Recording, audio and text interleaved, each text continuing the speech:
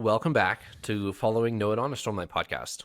This week is episode 172, and it's our wrap-up episode for The Well of Ascension.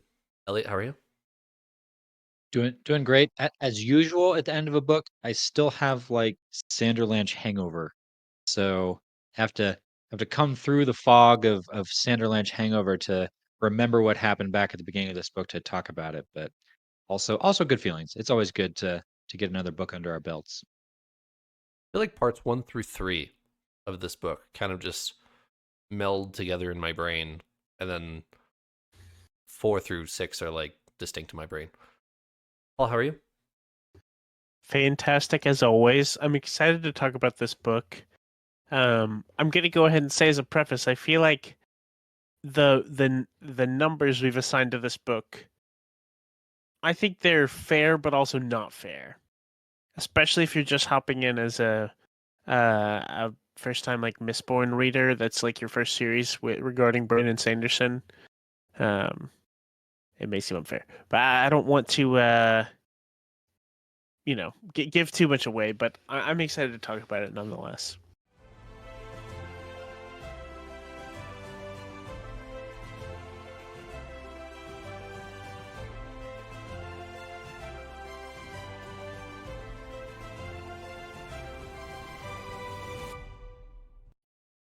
I would call them strict.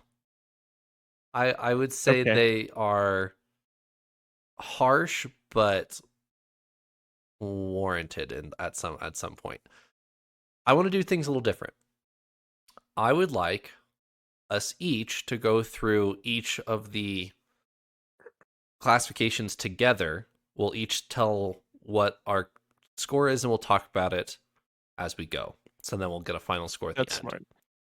Let's Okay. do plot. I gave it the lowest score I have ever given anything for Brandon Sanderson. Shockingly low. Shockingly low. It I gave the plot a 4 out of 10. 4 out of 10.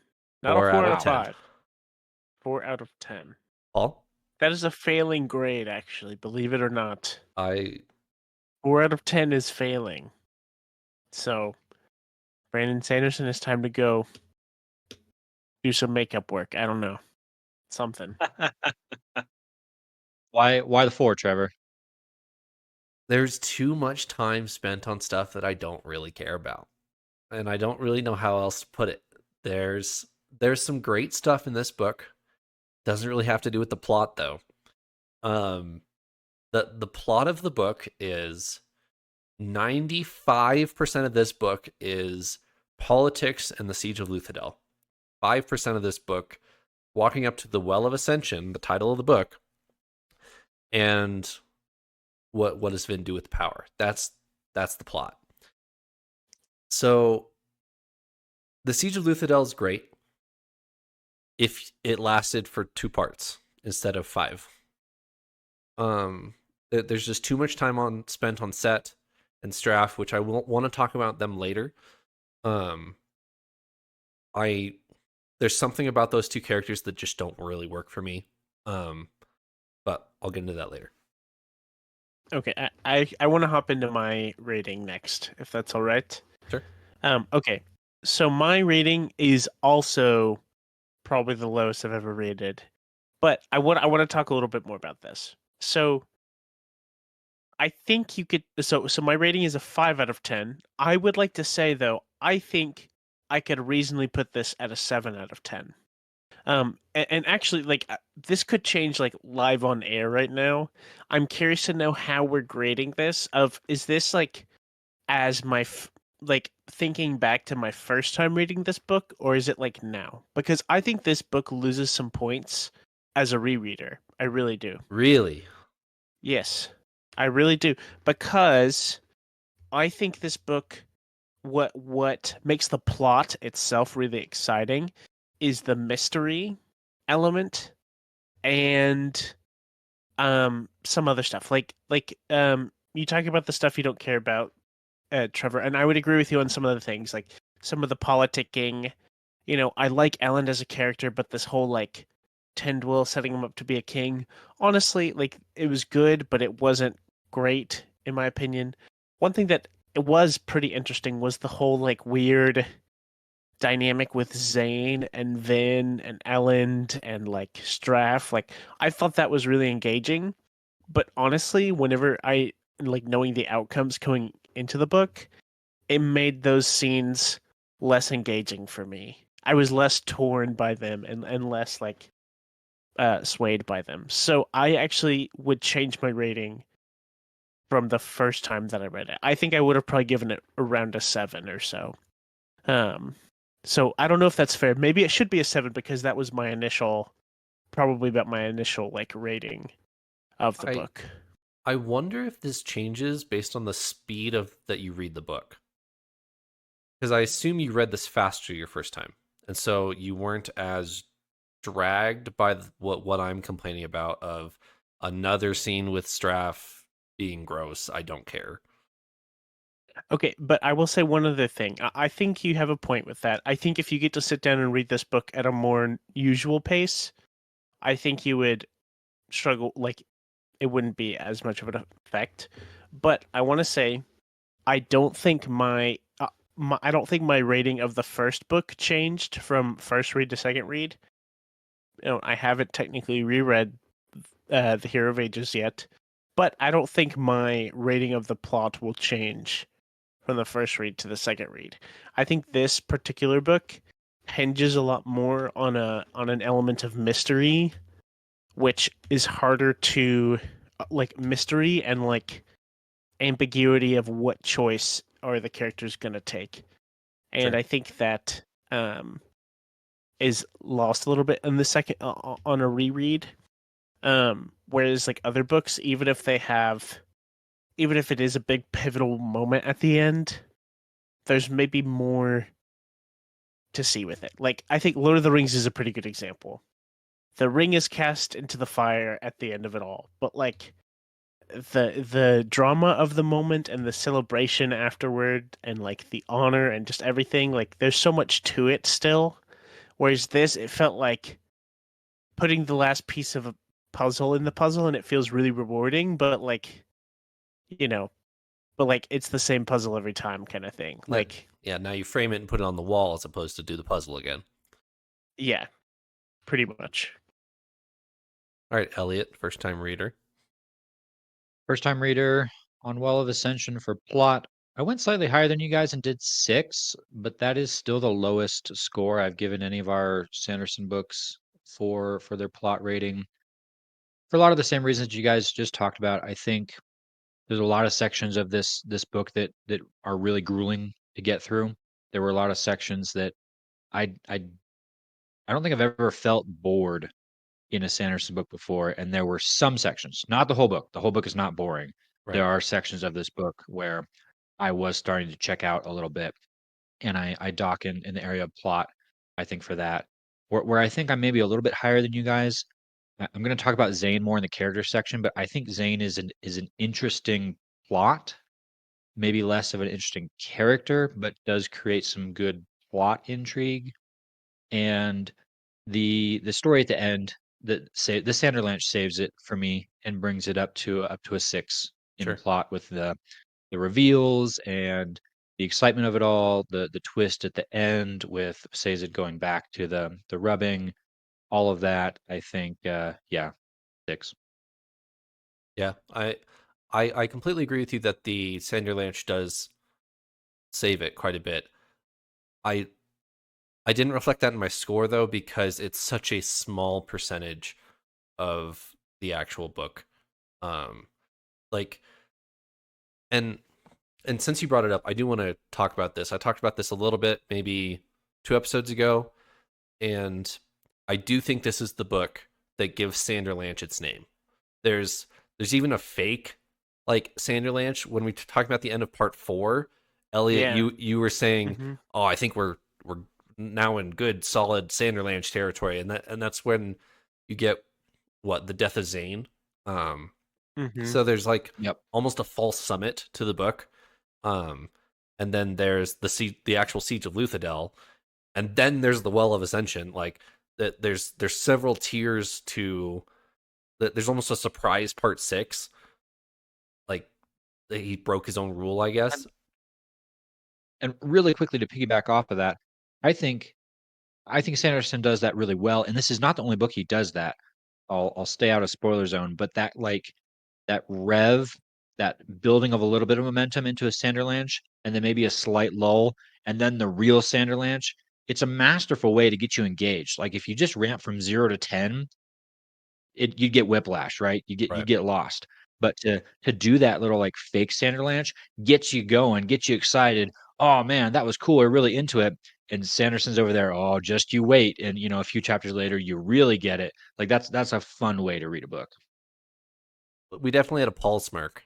We've been used to Trevor smirks on this podcast, but when Eliot, when we were talking about the end of part 4, and you said, "Oh, I think we're in Sanderlanche territory," we got a Paul smirk, and I was watching for it.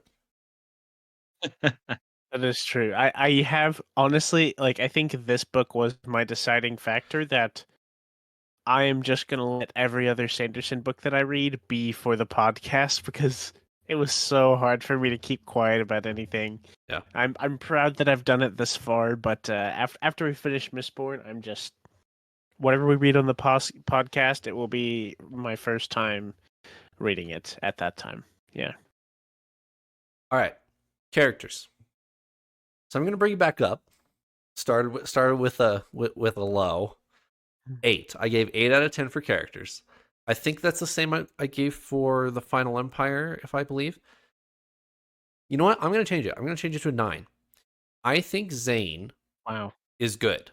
I think Zane is a good character, a well-written character. Like you were alluding to, Eliot, which I'll let you talk about Zane more. I think Zane is good. The side note, the only thing I think are not good are the antagonists. Set is boring. Straff is too gross for my liking, and plus he's boring. The deepness is probably the best like intrigue antagonist that we have. Like what's happening with the mists, I would say is the best antagonist. At some point, maybe leading up to Stormlight 5, we need to do a Cosmere antagonists tier list. I want to rate how good or well written Cosmere antagonists are. 9 out of 10 for characters. I think Ellen is great in this book. I think Sazed is great in this book. Tindwyl is good. I wouldn't call her great, but she's good. I'm a little sad that the crew is dropped for this book. There is not a lot of page time for Breeze. Well, Breeze actually has the most page time out of anyone on the crew, but Doxson and Club specifically because they have deaths in this book, it's a little sad for me that I've felt pretty disconnected from them. I want them to feel, no spoilers, I want them to feel like Bridge 4. And Kelsey's crew does not feel like Bridge 4 to me. 9 out of 10. I'm a tad shocked you would go 9 out of 10. I did 7 out of 10. Similar reasons, but so I want to say there are a couple highlight characters for me. I think Zane is incredibly well written. I think Sazed is incredibly well written. I think Ellen and Vin have their good moments. They have some progression in this book, which is awesome. The rest, I'm kind of whatever. I'm kind of whatever on. There's not the room to build maybe as many characters as we have in this story. So yeah, I'd kind of just leave it at that. I'll leave my explanation to be shorter but sweet. And just say, like, I think some of those characters like really were knocked out of the park. I don't think there was room for all the characters to be fully fleshed out, and I don't think that's necessarily a bad thing at all. It's just sometimes what happens if you have a lot of characters. I will say that there are definitely characters that did not interest me. I didn't care about Tindwyl. I may get comments about this. I may have people who are mad at me, but I didn't care about Tyndall hardly at all. One character, side note, I think Orser is pretty neat, pretty interesting. Like it's kind of a unique character trope there. But anyways, I didn't care about that. I didn't care about Set. I will say I think Straff was pretty well written. I think Straff is obviously a horrible character. Like he's a villain. Like he's a horrible villain, right? Sure. I think he was well written, especially for this story. If Straff was in Stormlight, I think this would be different. I think my thoughts would be different.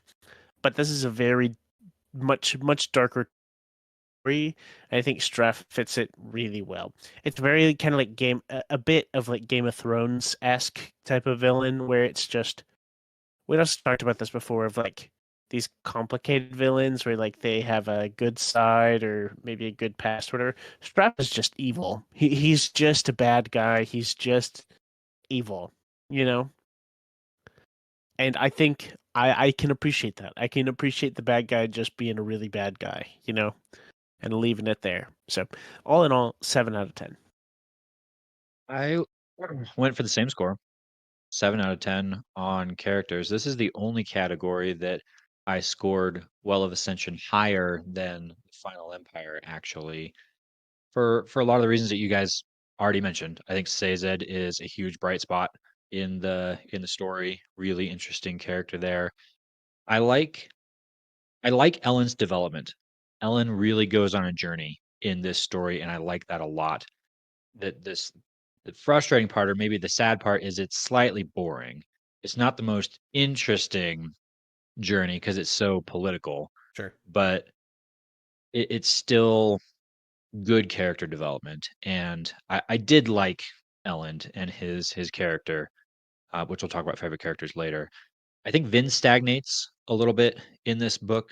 She gets brief moments of development and some cool hero moments, but like overall, did I enjoy Vin's journey in this book? Not really.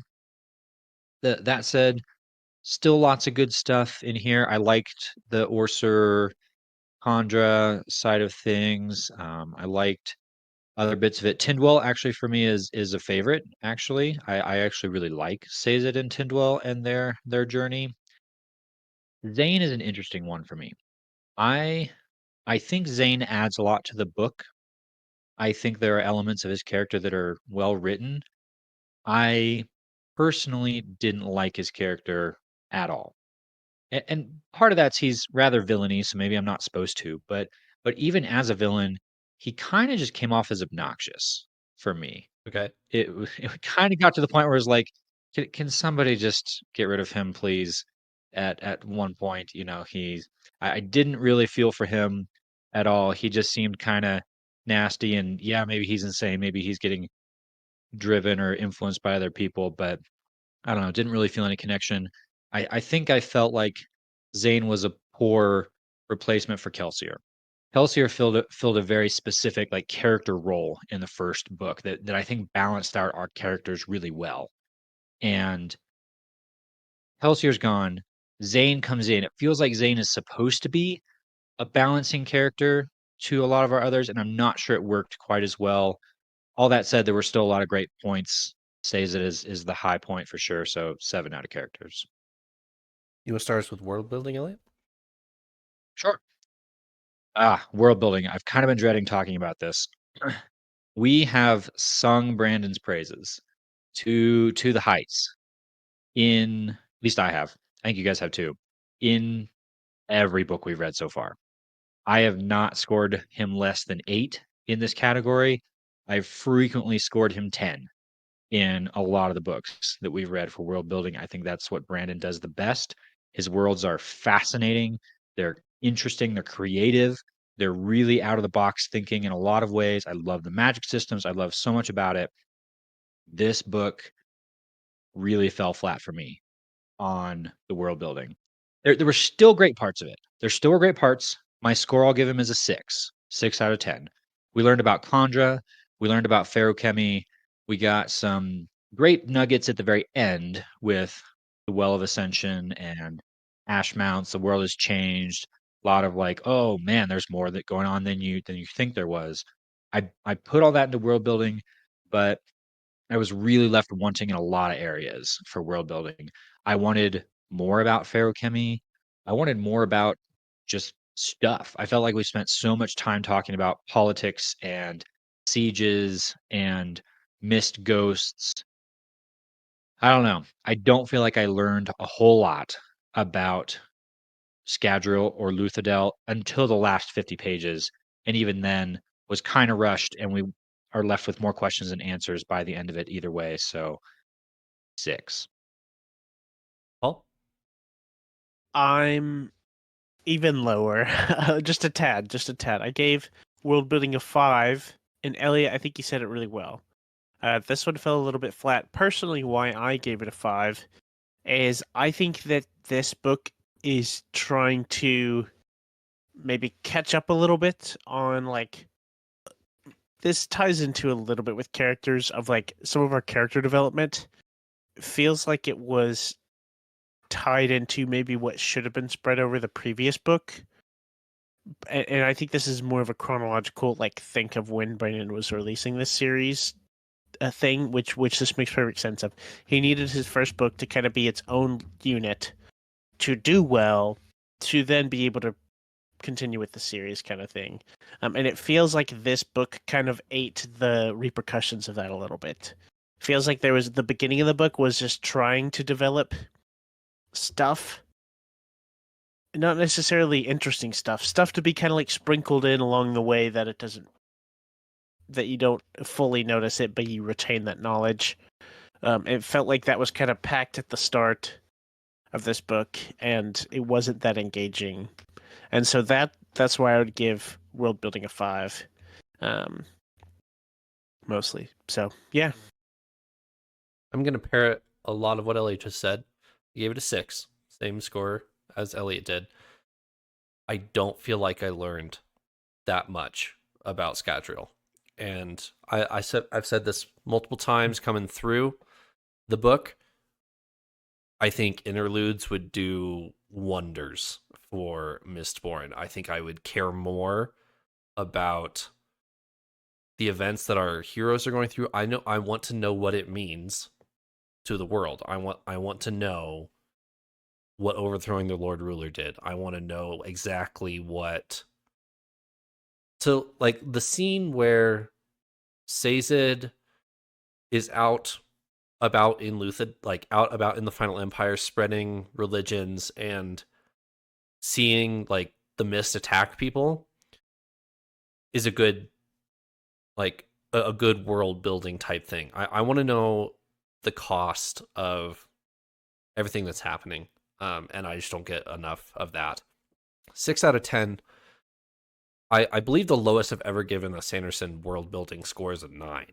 I like, and I think that was Warbreaker. I think Warbreaker is a little bit boring with its world building, but it's still like visually interesting. but you learn a lot. Right. You learn a lot of everything that's going on. So This book, I don't feel like I know what is going on in Scadrial. I don't. So it detracts from what our heroes are doing because I don't feel immersed. Paul, do you want to start us with theme? absolutely. So I gave theme a 6 out of 10. There are good moments. There are good moments in the theme. Like, for example, I think a good moment we had with the theme was Ven with her relationship with Alan. She kind of realizes this. She basically just comes to the point of realization that she wants to be with Ellen. There's a lot with it, with like the why she doesn't, kind of feeling her, like, I guess, self-worth, self-value, that she is good enough to be with Ellen and things like that. And there's some good moments there. There really are. But I think I gave it a 6. I took off like 4 points because there's not that much that I'm leaving and just feeling encouraged or feeling like, oh, a good message was told. Whether that's good or bad, it doesn't have to necessarily be like encouraging, but like something interesting was pointed out by the end. There was not really anything. There was the Sanderlanche, and it was like exciting and action packed and like a thriller, but it wasn't like this necessarily this lesson of honor or lesson of, you know, putting others before yourself or something like that that we see in a lot of Brandon Sanderson books, notably Stormlight, but a lot of Brandon Sanderson books still have like a, whether or not you like agree with a character's decision, you can understand why they do it, and you can like at least take a step back and kind of look at that and ponder, if you will. And there's not really much in this. Honestly, I could pull the theme score down. I'm gonna leave it at 6 though. 6 out of 10. Eliot? 6 out of 10 as well for me on theme. Paul, you nailed it. You nailed it spot on with the theme. For me, the benchmark, the test of, was a book a great book? And you can apply this to any book. Is, did it change me as a person? Did I read that book and discover something about myself, change something about myself, think about something in a way that I had not thought about before? That's the question I ask myself of, was this a great book? A book can be good and not touch on any of that, but to really be great, it has to impact me. I think theme is where I kind of bring that question in a little bit. Was the theme, the message, the overall content of this book something that really impacted me? In this book, not so much. Not so much. Definitely compared to the other books we've read, like Stormlight, just like everything you talked about, Paul. All that said, definitely great, definitely good stuff in here. Definitely enough to earn it a 6 out of 10. So there was lots of good things to get into. Sazed's analysis on religion and truth, Tyndall's, character and her motivations, a lot of that. Ellen, Zane even maybe contributes as a foil to a lot of the theme stuff. Marsh maybe even a little bit. So enough to get to 6 out of 10. I went with 8 out of 10. I went higher than you, gentlemen. And here's why. I think the theme, I hesitate to say the message, the theme of Ellen's story in this book, I think is good. And then for it to be reflected by Vin in the final scene is great. So Ellen, the entire book is saying to himself and to the crew around him who are telling him the other way, Ellen is saying, I need to do the right thing. Doesn't matter what's happening around me. And for Vin to learn that through Ellen at the Well of Ascension, Ellen would want me to release the power. Ellen would want me to save his people from the deepness and sacrifice him. She learns that lesson, releases the power. Now, it is flipped on its head 2 paragraphs later when it turns out she wasn't supposed to do that, but it's still a lesson that I think Ellen teaches Vin, and I think that is where this book shines. This, for Ellen to prove to himself that it doesn't matter what Tyndall tells me, it doesn't matter what Breeze tells me, or Ham, or whoever, even though I value these people, they're telling me, take control of the army, take control of the city, for the good of the Ska, for the good of Luthadel. And Ellen says, no, I will not do that. Because I believe in this value of a proper, balanced government. And if the people use that against me to overthrow me, I'm going to hold that. So be it. And I think Vin learns that from him through this book, that if you have a value, you need to stand by it no matter what the circumstances are around you. And she does that, gives up the power. Now, if, Tolkien was writing this book, that would have been where the book ended. But because Sanderson's writing this book, he flips it and says, oh, that's wrong. That's not what you're supposed to be doing. 8 out of 10. That's well said. Well said. I can see that. Paul, point of view. All right. Point of view. Our last one here. This was actually my highest of this for this book. I gave point of view an 8 out of 10. And I gave point of view an 8 out of 10 largely just because the point of view writing that Brandon Sanderson does is just really good. It's really fantastic. The two missing points, if you will, are just from we don't see a point of view from all that many characters. We see a lot of Vin point of view, a decent bit of Ellen point of view. We actually get like a couple. We get a couple other point of views. Oh, sorry, a lot of Sazed point of view, which is really fun always. There are a couple other ones we get. I think we get a little bit of Spook. I think we get like I guess we don't get Marsh point of view in this book really. We get a But couple of Breeze. Yeah, we get some Breeze. We get a little bit of other point of views. Even like Straff at times. Zane, I think Zane had a couple moments and Yep. things like that. Yep. So there are some. It's not like it's not like everyone, right? But I also think there's only so much you can fit. So I gave point of view an 8 out of 10. Bringing my total score then to a 31 out of 50, or barely over a 3 out of 5. And I just want to say that this is still a really good book. Even though our scores seem very, very mean. I hope this doesn't bring down anyone's view of the book. But yeah, 31 out of 50, 8 out of 10 for point of view. I'll go next. I gave it a 5, simply because I think the book's a little clunky.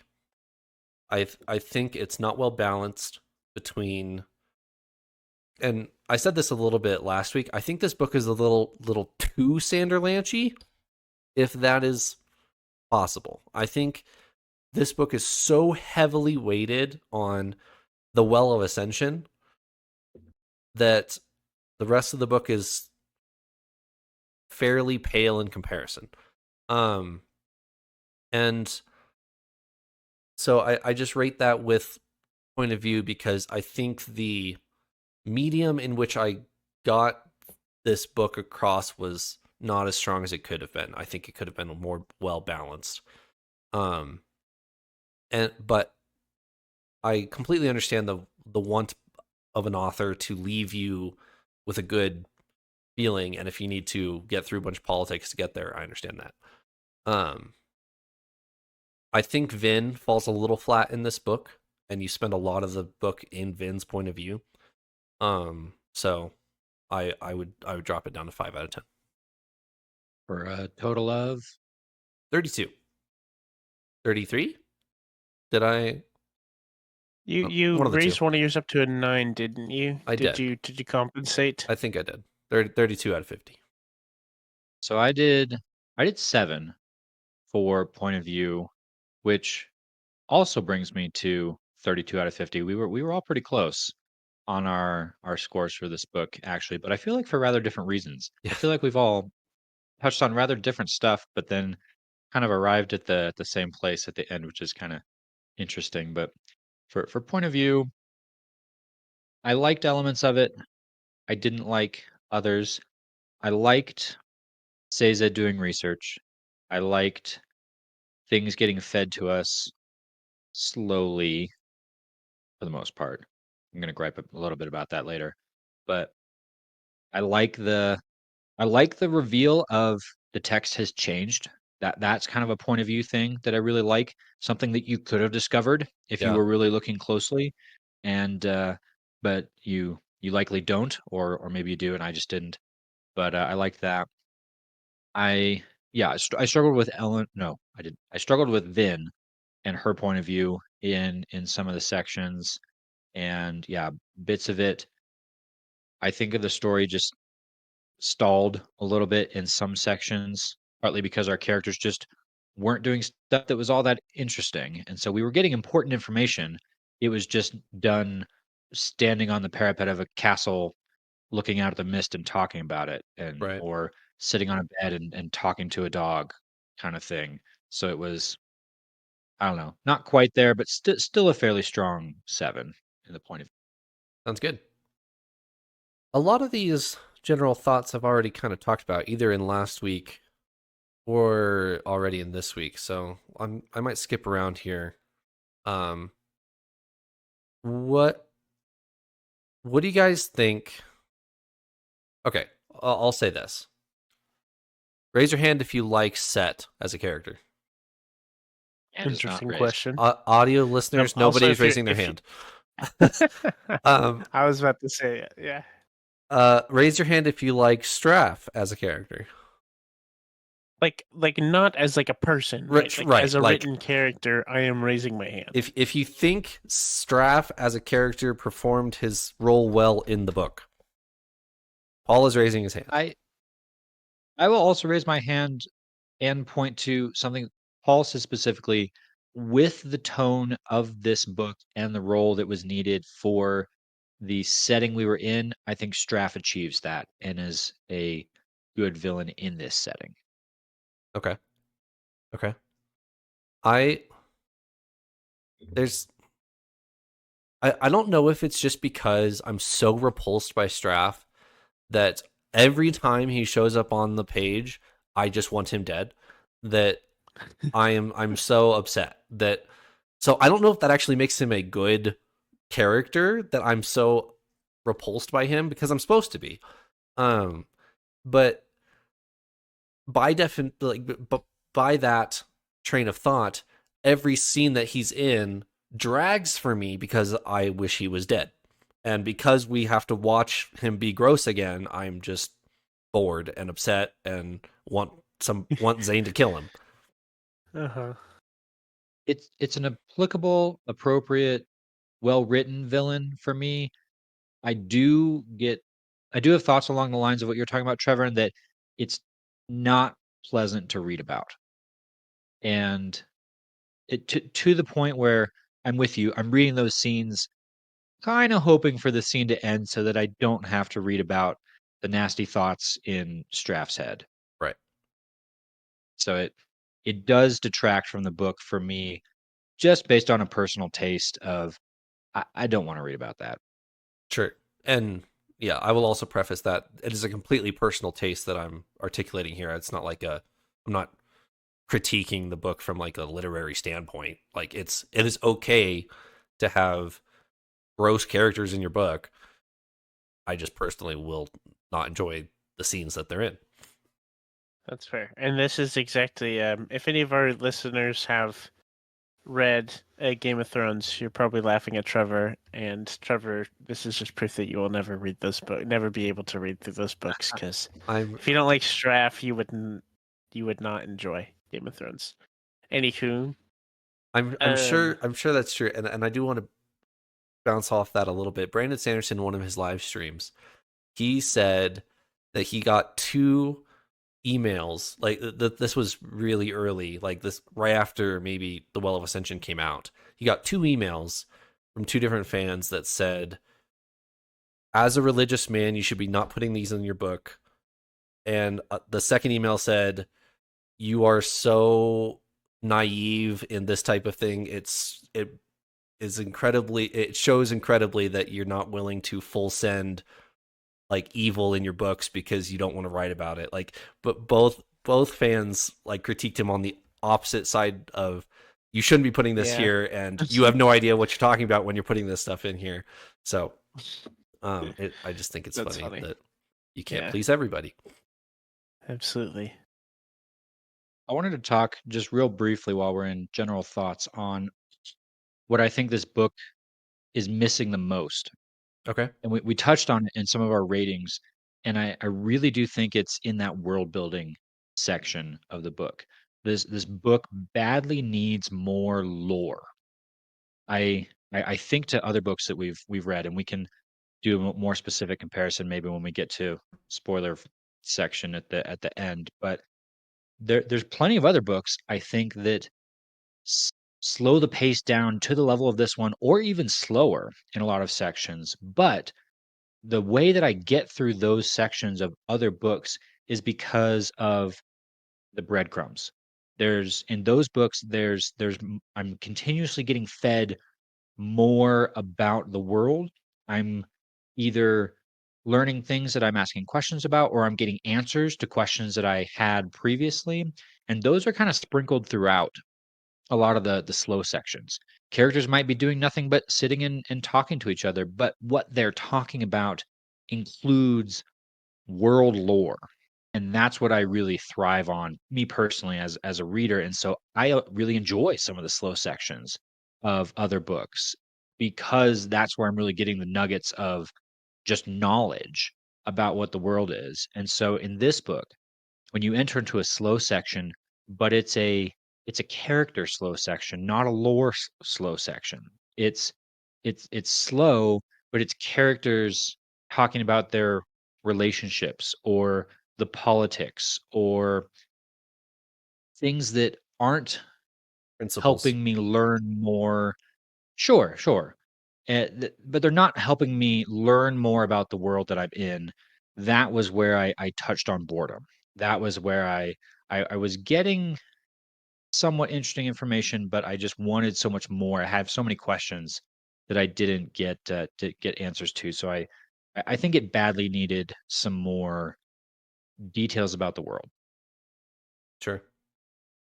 There's a lot I want to I want to directly compare this book to Words of Radiance, but I'm not going to do that until the end of this book because they're both book twos of a series.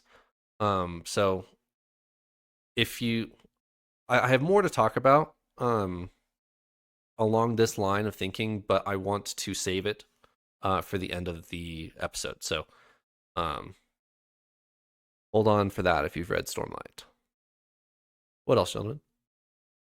So I just want to say that the book does a pretty good job. I feel like this book gets a lot of flack because of its position, but also does kind of what it has to in its position. We kind of talked about Final Empire being this pseudo standalone book, Mm-hmm. and then this brings it into the full 3-book series. So it had a lot of setting up to do, which it did well, but for that reason, it's not the most enjoyable Sanderson book. So Sure. I think it did a good job. But it's kind of tough. I think maybe some of the exciting moments and some of the less exciting moments could have potentially been spaced out a little bit more. I feel like we mentioned this before, but I feel like I learned way too much about strategies when there's 3 armies standing off. Yes. Of like, oh, you never want to be the first one to go. You want to be the last one to go, and stuff. So it just felt like that was a bit much and could have been done better. But yeah, it is hard ranking this one versus other Sanderson books too. Yeah. So yeah, those are my only other thoughts. I don't know if Eliot has anything before we go on. Just real quick, I'll say, yeah, I agree. I do think my score is a little bit weighted or offset by Sanderson's own extremely high bar. Right. I think if I had read this book before reading some of his others, I might have scored it a little higher because I know what he's capable of and the emotions and the investment that I have felt in his other stories. When I read this one and I don't get to that level of engagement, it it makes the book, I think, look maybe a little bit less satisfying than maybe it could be, just because of the context of his other later works. What And I'll a weighted go GPA ahead. is a perfect way to write that. I like the way that you Mm-hmm. said that. If you keep reading Yeah. 10 out of 10s and 9 out of 10s, and then you find a 6 or a 7, then it feels heavier than it Yeah. normally would. Mm-hmm. And and we've I feel like I've been ragging on the book maybe a little bit too much because it still very much is an excellent entry into the fantasy bookshelf.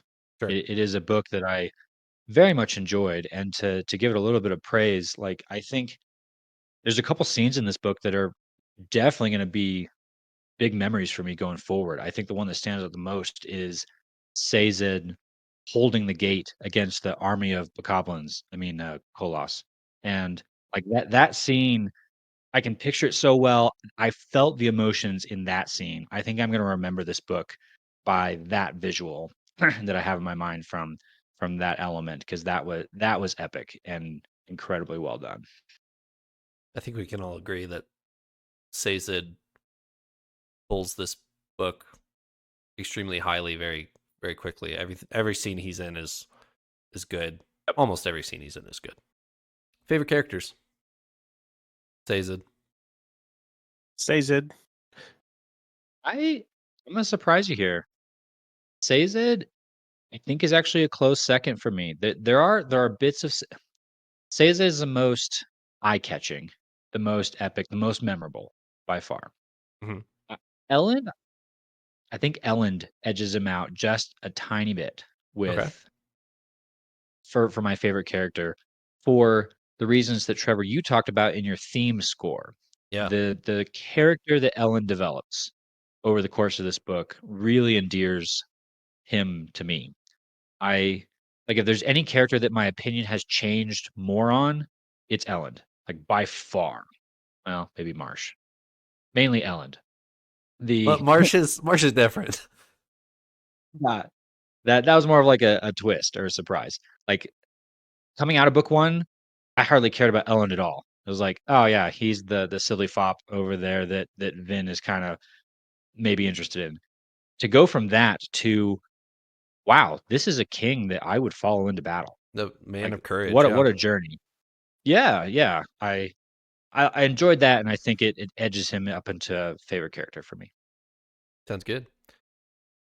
All right. Favorite quotes. I have one, and it's not one that you would like frame in your bathroom for your guests to read, or what, frame in your house or put on a throw pillow or whatever. I'm gonna read it because it's so good and dark and creepy and foreshadowing, and the stakes that it sets simply by existing are so good. And I think this is the type of quote where Sanderson really shines, and did early on in his career as well. It's where Zane is laying dead, dying, after fighting with Vin. This is Zane's point of view. And it says, "Of course I didn't tell you to kill her," God said. "You know, the really funny thing, Zane, the most amusing part of this all? You're not insane. You never were." And that's the last word that you get from point of view from Zane. I think that's so awesome. And when you read that, you're like, whoa, something is talking to Zane that we've never really heard from before. What is going on here? I I think that type of setup to for a delivery like that, of there is something actually talking to Zane, and it's kind of taunting him as he dies, I think is a great scene, great way to end that character. That's a pretty tough quote to swallow. Like, as you Yeah. read, you're just like absolutely thrown back by that one. My quotes are gonna go kind of a 180 from that one. Okay. I'm gonna read what may be my favorite quote. I'm gonna save the one that's really a 180 for second. It's a bit longer. My first quote, I'll go ahead and read it. It's Tyndall and Sazed talking. And it says, "Good men can never make." Sorry. Let me restart. "Good men can make terrible kings," Tyndall noted. "But bad men cannot make good kings," Sazed said. "It is better to start with a good man and work on the rest, I think." Which doesn't seem like a ton. It's maybe not a mic drop moment, but I think it sets a really good tone. I had talked about a low theme score for this book, but I think Sazed carries a lot of the theme aspect of this book. And I just think it's a really good point of pointing out that it's better to have a good man who may make mistakes but to start with that and work with them kind of thing. So that's why I like that quote. My other quote, you may notice this is also Sazed talking, but to Elend and Ven. And he says, at first glance, the key and the lock, it fits, may seem very different, Sazed said. Different in shape, different in function, different in design. The man who looks at them without knowledge of their true nature might think them opposites, for one is meant to open, and the other to keep closed. Yet, upon further examination, we might see that without one, the other becomes useless. The wise man then sees that both lock and key were created for the same purpose.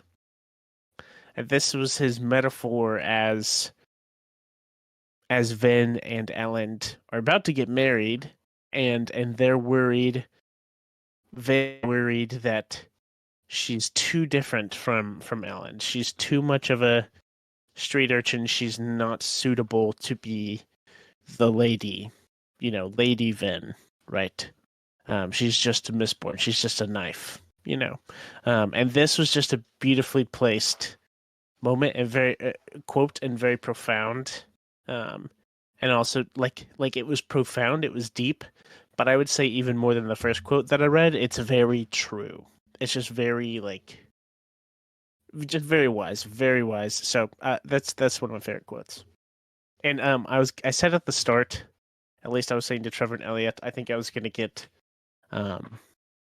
berated a little bit for that one. I've been after reading Yumi, I've been named a softie ever since I got married.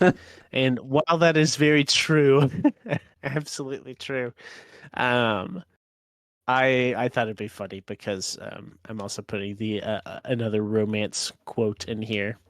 So I don't remember who it was exactly who called me back. I need to go look. I don't remember the username, but whoever called me out, you got me pinned. So And back absolutely to like episode 8 of this podcast where Navani flirts with Dalinar once and you're complaining loudly that I don't want to read this. Bad. I don't want to don't tell me about the Absolutely safe is hand still and bad. yeah, anyway. I still stand by that. This is a lot more cute and sweet.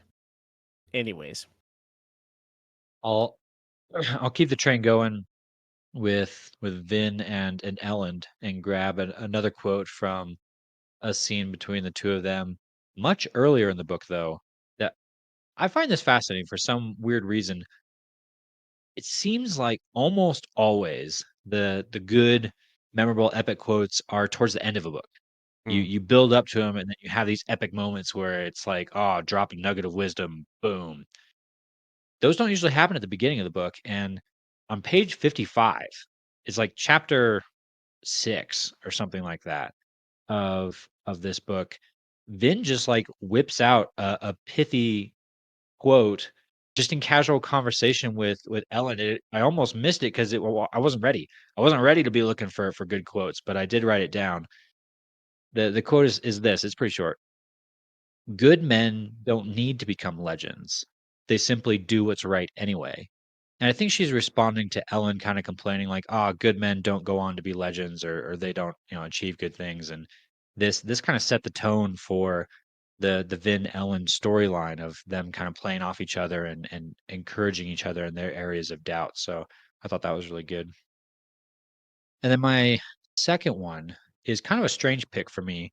It's not really a quote that I like or even one that's necessarily super relevant to this book, but when I read it, it was just so it seemed to encapsulate the entirety of Mistborn for me in one sentence, and it was 2 sentences.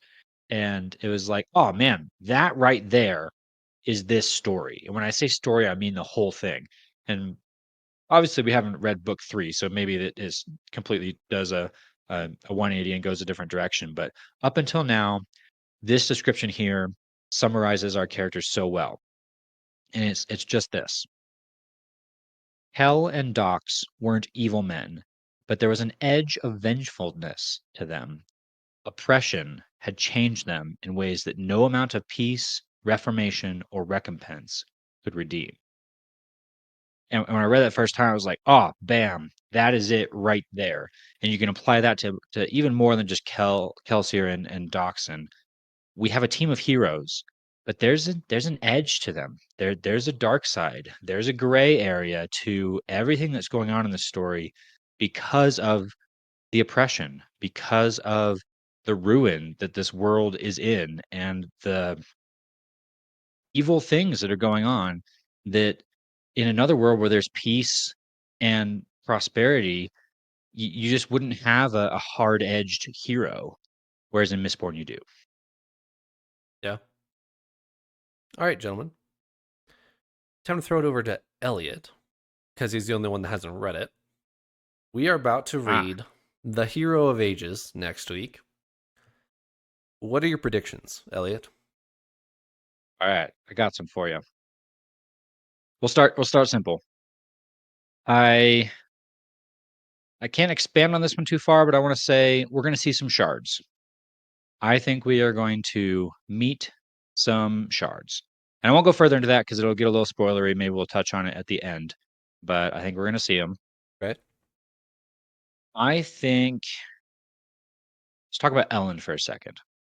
I think Ellen is going to feel incredibly guilty for what we just saw at the end of this book. Okay. I think Ellen is going to have to get over some major guilt for what he is going to see as his fault that whatever just got loosed upon the world was done so. Because simply the fact that he was there. If he had not been there in the room, maybe Vin would not have been tempted to do the wrong thing that she thought was the right thing. All of that. He even thinks that to himself as they're walking in the room. We're in Ellen point of view, and he says, "I am way in over my head. I should not be here." I'm kind of very guessing in this realm. I think this was Ellen's book, this second one. We saw a lot of really good progression, character development. I'm not really expecting character development in the third book for Ellen. I'm sure we'll get some, but probably not nearly the huge path that he went on here. I think one thing he is going to have to deal with is guilt, which I'm not sure is something we've really seen Ellen deal with yet. What else here? Sazed. I'm excited for Sazed. I really want to know where this goes. Sazed has had his faith absolutely shattered, ground into the dust, scooped up in a dustpan, thrown in the dumpster. Between the death of Tindwyl, the other characters, the discovery of the lies in the religion, the manipulation that he's just uncovered, all of that has just absolutely shattered his religious beliefs. Where does he go with that? What happens now? Does he become just a cynic where everything is meaningless and why even care about the world if all this is gone? Maybe. My prediction, we are going to see a redemption arc of Sazed's faith. Book 3 is going to start with Sazed in the dumps. No faith, pretty cynical.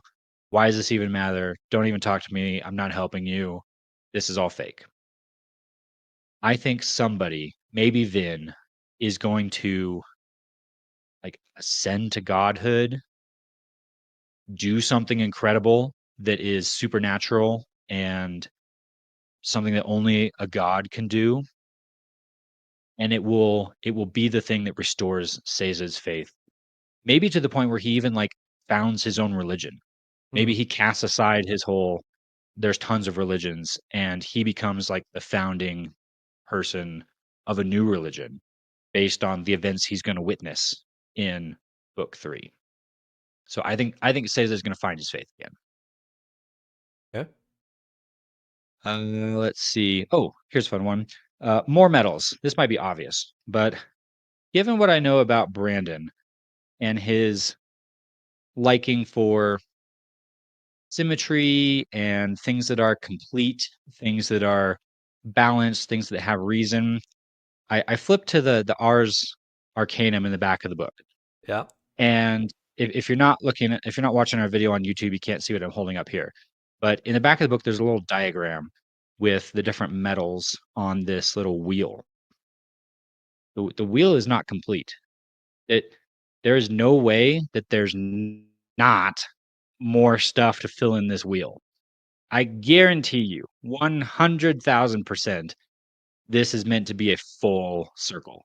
Because that is just how Brandon's brain works. I think I know the dude enough that there's no way 3/4 of a pie is the full magic system. It goes the whole way, baby. I guarantee it. So, however many metals you want to count up that we're missing, So we're there's missing some metals. there's There's 12 more. there's 12 in the pie. There's 4 missing in your graphic there. And we already could put one more on there? 2, I think. I 2? think aluminum and duralumin are not here. Okay. Okay. Is silver on there? I'd have to stare at this. Silver is not on here. Okay. So, and specifically, it says like there's ATM, there's gold, and then there's like an unknown. It's implied maybe an alloy of gold, perhaps. Okay. So, but I think that's on here. Yeah, that's on here. That's right there.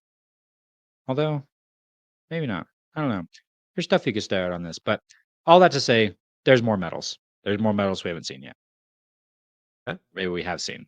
We just haven't actually like done anything with. Okay, ready for the big one? Here comes the big prediction. This is what we've all been waiting for.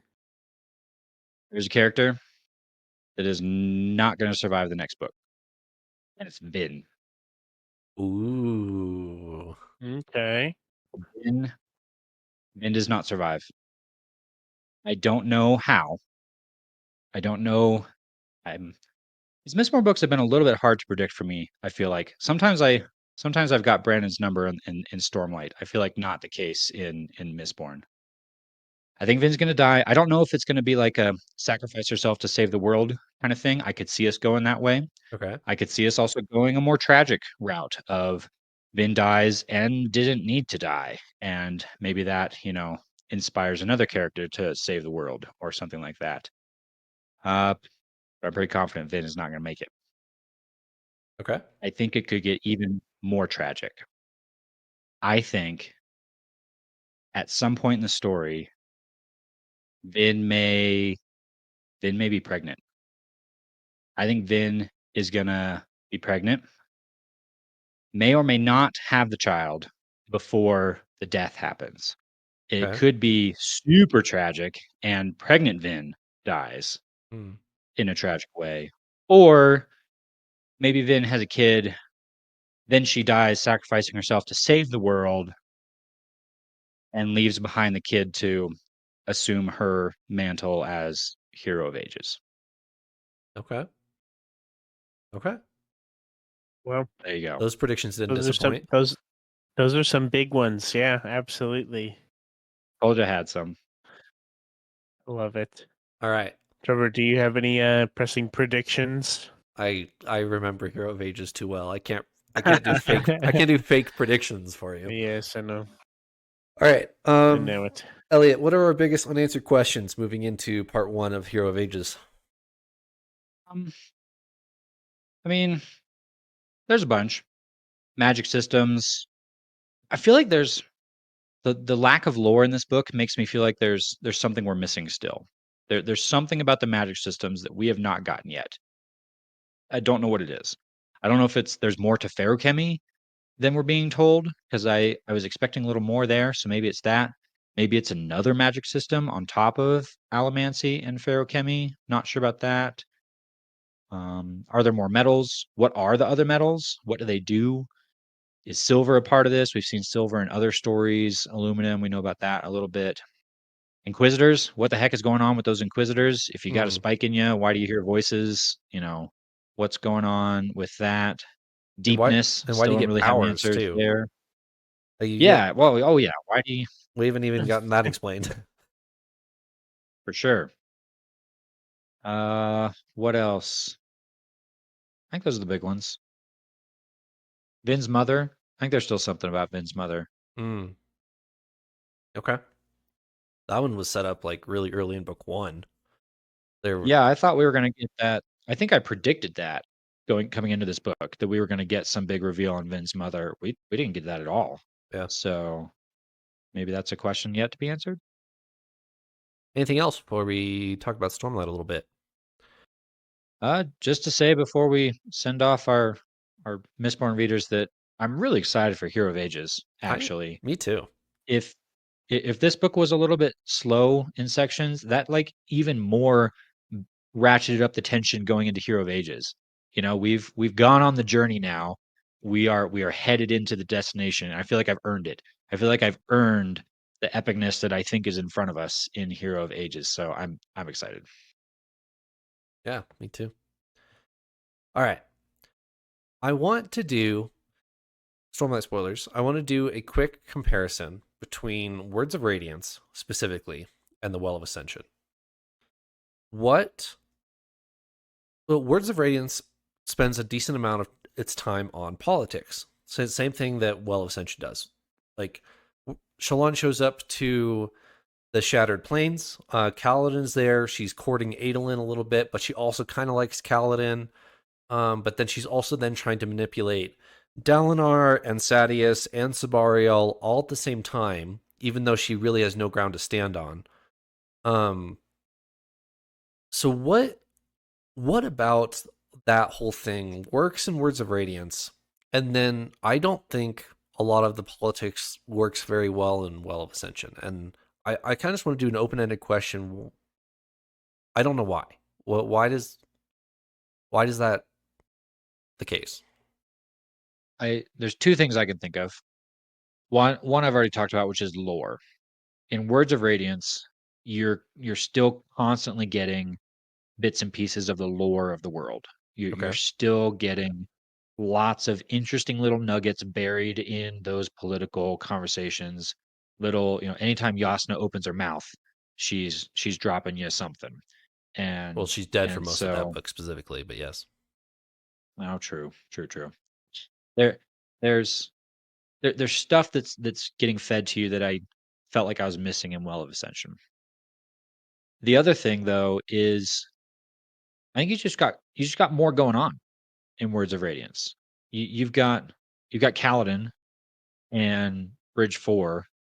You've got Shallan flashbacks. I don't know if there's as many of those packed into some of the slower sections or not. I think you get it's broken up a little bit. There's slower sections where you're just talking about politics, but then 2 chapters later, you're getting a pretty shocking Shallan flashback scene.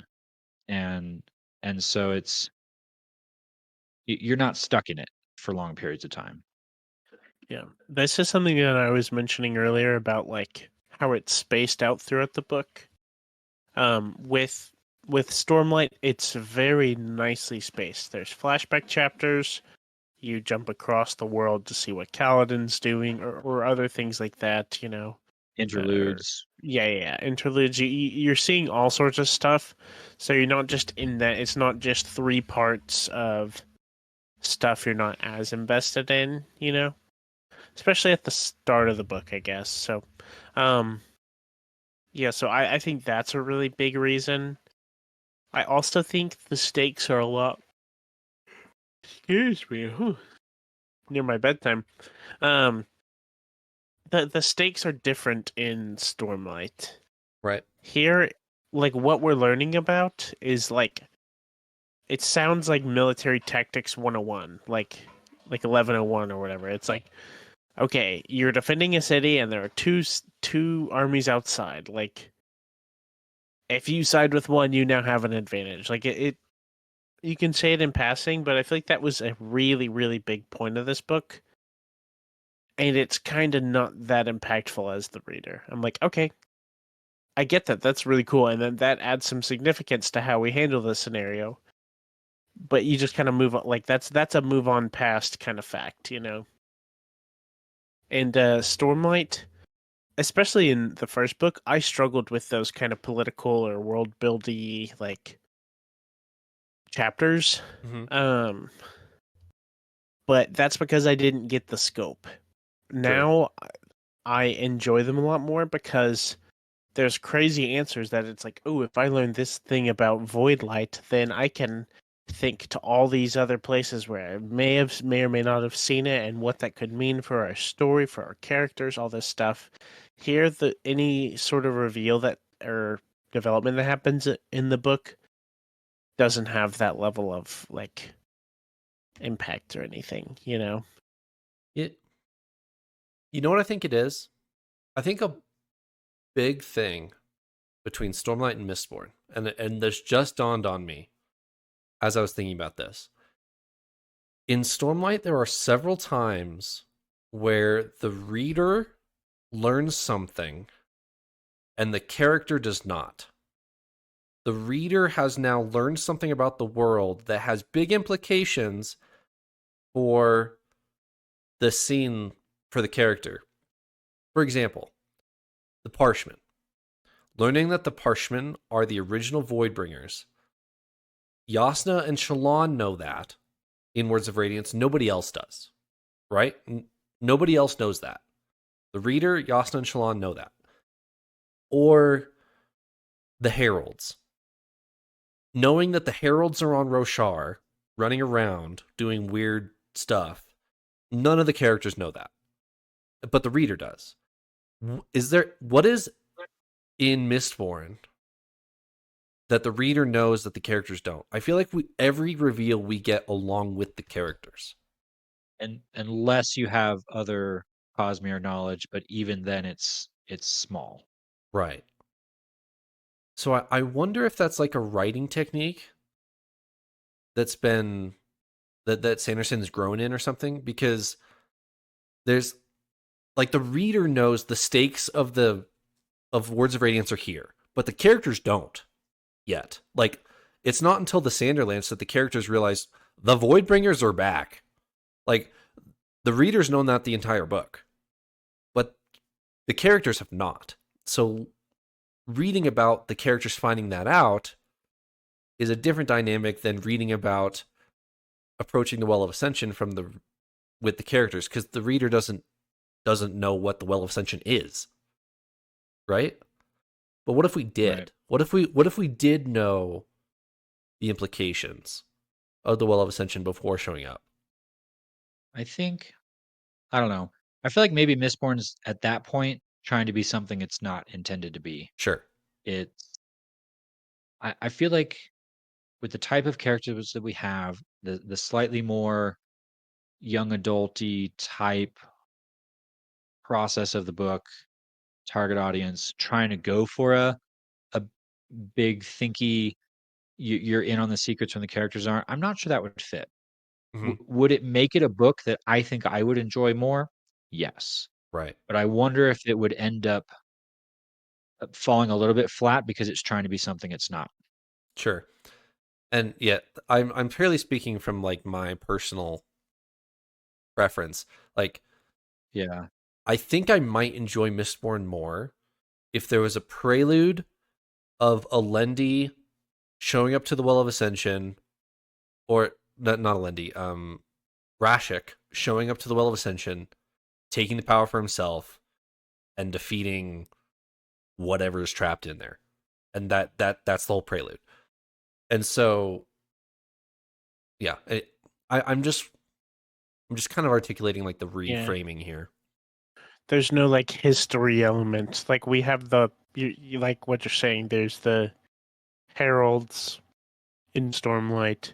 There's all these allusions to these big past events, like the recreants and all sorts of stuff. You know, and that adds a lot of like element. That adds a lot of intrigue. Like as the reader, right? Is there mentioned like to those people as just like, you know, lore, like in world history, you know? I personally would guess that it's just like one, Mistborn either didn't have time for that or just like kind of wasn't the place for that. Like this is a more straightforward story. We're not going to worry about all this like super deep stuff. Like I feel like you would need an extra book in there, right? If you're going to dig into that, you know, an extra book's worth of content. Or I wonder if it's the book doesn't zoom out soon enough. It feels like going from book 1 to book 2 felt like a little bit of a step back. we were dealing with what we thought was, planet-wide implications with taking down the Lord Ruler, this all-powerful being. It felt like we were dealing with things on a large scale. And then for book 2, for 3/4 of it, we've like gone down in scale. Right. We've gone to entire final empire. We took down the Lord Ruler, the big bad guy who's all powerful has been defeated, to the Koloss are attacking Luthadel.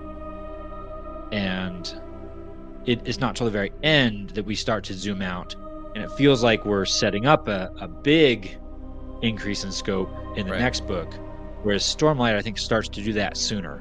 You've got this consistent kind of increase in the scope you're talking about, where you don't have that in Mistborn as nearly as much. Eliot, where's Hoyd? I didn't think about this until about 1 minute ago. I think we briefly mentioned this a couple episodes ago. That was like, oh yeah, and I'm on the lookout for Hoyd because we haven't seen him yet. I've been led to believe, and I bet you this is your fault, Trevor, that Hoyd has an appearance in every single book that Brandon writes. That's not what I said. And I said he's an appearance in every story that he writes. But, okay. I interpreted that to mean every book I pick up, I'm sure you did, with the words Brandon Sanderson on the cover of it is going to include some kind of sneaky reference to our favorite world hopper. Did I miss him? Although I'm sure someone will bring up the clip. I may have said book. I may have said book, but now the truth comes out. I did mean story. Hoyd is in every Cosmere story that Sanderson's written, I think. I mean, I'm sure somebody, if you are that somebody out here listening to us, please chime in with a comment. I'm sure somebody has found some passers-by in this story somewhere That might be Hoyd. nameless extra number 6 and found some kind of descriptor to link that person to Hoyd, and maybe he is in this book or in the background of a scene, but or maybe he's in a scene and I missed him, but I did not see Hoyd. I'm disappointed. Anything else, gentlemen? I think that's all I got. All right. That's it for the Well of Ascension. Let's reconvene next week and jump right into Hero of Ages. I'm not sure the chapter split yet. I will go look at that, but for now, let's go read the Hero of Ages. Thanks for joining me, Eliot and Paul. On we go. Farewell.